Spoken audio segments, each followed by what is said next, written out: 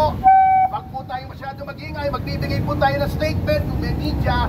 Ngunit, ang patay lamang po natin dito ay ipakita ang ating suporta sa mga maestrado at sa punong maestrado ng Korte Suprema na naniniwala tayo tama ang kanilang ginawa at walang kakwenta-kwenta ang mga magkikos laban sa kanila.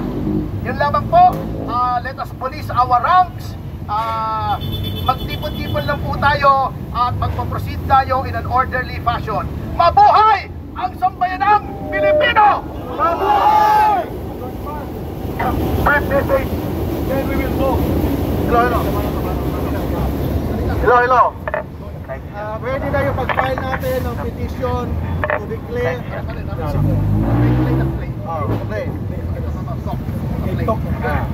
Hello. Ready na yung pag-file natin yung petition natin.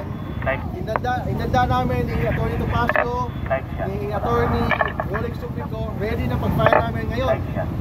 In direct contempt against Congressman Percy Sendenia, against Richard Hidarian, Professor Hidarian, and of course, yung best friend ni Atty. Topacio, si Secretary Larry Gadon.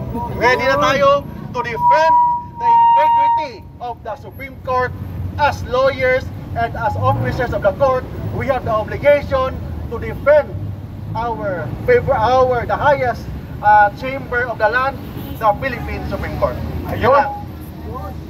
Yussi Cardema, final message before we move inside the Supreme Court. Thank you, Atty. Tolentino. Hello.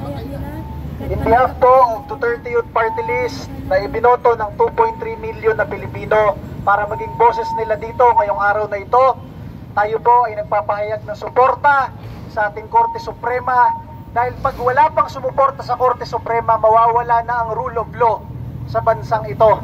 Yung mga bumabanat sa Korte Suprema, lalo na yung mga abogado, dapat silang makasuhan dahil sila ay officer of the court. Officer of the Supreme Court sila pero binabanatan nila ang Korte Suprema. Pero hindi naman natin sila narinig na nagsalita nung ayaw tanggapin yung impeachment complaint ng Duterte Youth Party List laban kay Bongbong Marcos sa Kongreso. Kaya tayo po'y naririto ngayon kasama ang maraming Pilipino, kumakatawan sa milyong-milyong Pilipino sa pagsuporta ng sambayan ng Pilipino sa ating mga justices ng Korte Suprema. Ang kanilang ginawa, appointee man ni Bongbong, appointee man ni Aquino, appointee man ni Duterte, sila ay magkakasama lahat, unanimous, sa pagsuporta na ang ginawang impeachment kay Sara ay unconstitutional at kailangan po nating suportahan lahat yan. Maraming salamat, Congressman Jing. Kaado paglinawan. Let's go now. Let's proceed. Suporta natin! Korte Suprema! Korte Suprema! Rule of law! Rule of law!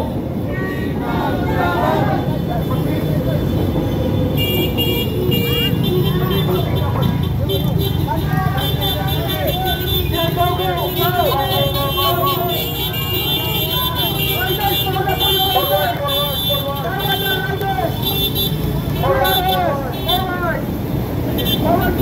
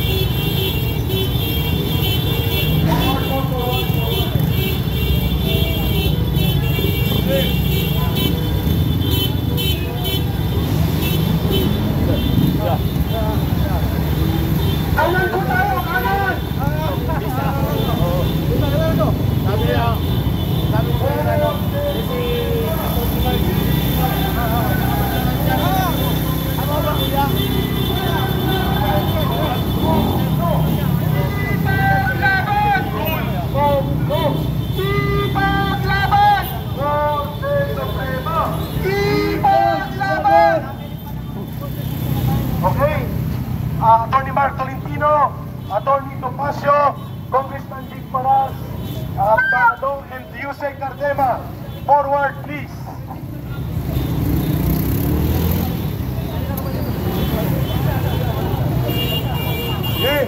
Inyong nakikita po ang pagkakaisa ng sambayanang Pilipino na nananawagan ng pagtindig upang irespeto at pagtanggol ang Korte Suprema at ang pangingibabaw ng tinatawag na rule of law.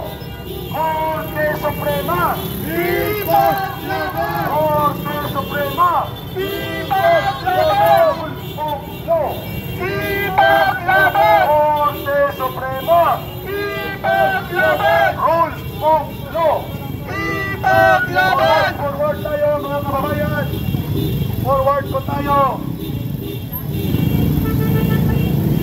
Nasasaksiyan ninyo ang mapayapang pagtitipon-tipon ng mga mamamayan.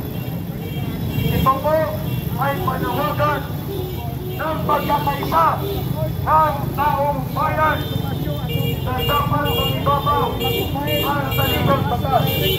Ang panawagan ng taong bayan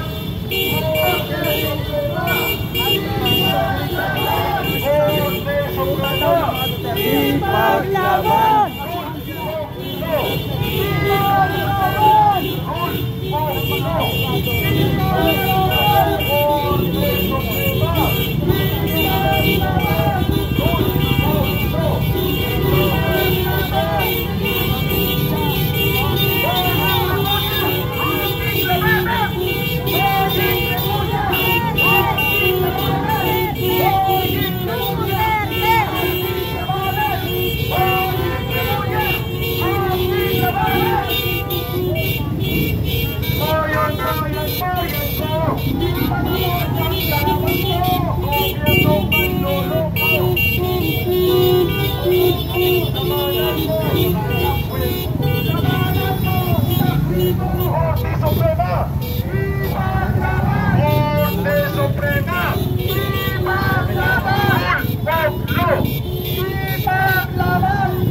Okay, tabi muna tayo. Tabi lang muna. Ang mga motor, itabi na para hindi tayo nakaharang at magsisimula na ang makasaysayang paghain at pagdulog sa Korte